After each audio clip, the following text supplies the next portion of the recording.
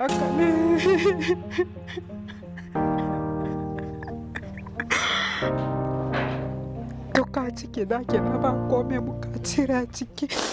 you imagine losing everything you have in one night? That is the story of this couple. I've been a neighbor in this community to them for the last 5-6 years now.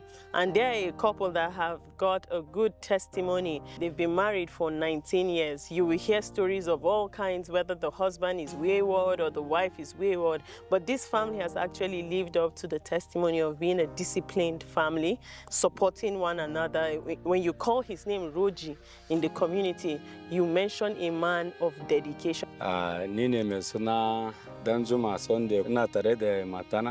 He has just introduced himself as Mr. Roji, and beside him is his wife, Mrs. Jume Friday. He just told his story that some years back, this house that was standing beside was burnt.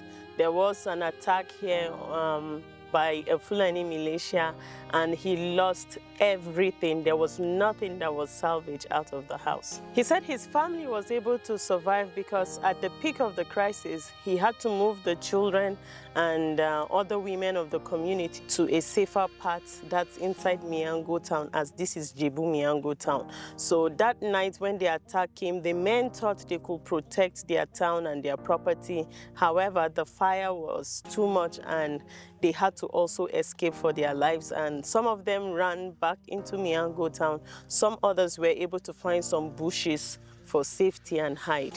And that was the night the area was burnt down. Mukan zo mu kuma haura mu je mu danne ma abun na hannu. Wani rana ku je kamin ku dawo za ku je an kashe wasu a can, an kashe a can. After the crisis, life became harder, but they did not give up. They continued with their dry season irrigation farming to support themselves.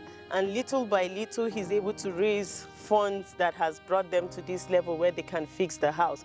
However, in the course of being resilient, some others also lost their lives. They will hear stories of people who went to the farm and on their way back, they were attacked and killed. They were telling stories, oh, this person's house is being burnt at the moment, this person, and then it got to his own turn, and he could hear the story of how his house was burnt.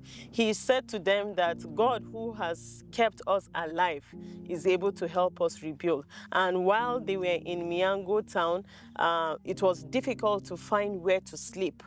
You will find a room, and that room will take about 9-8 men for the night. And it was an issue where to keep your children, so the family was separated at that time. When things started becoming a bit better, they felt it's better to be in your own house. So though the houses were burnt, but men came back and they will scramble and find somewhere that is a bit hospitable for them to spend the night, while in the daytime they go to the farms to provide. And that's the story of their resilience. And gradually peace began to come back and people had more confidence in coming back. And today, the community, you find people even building new houses.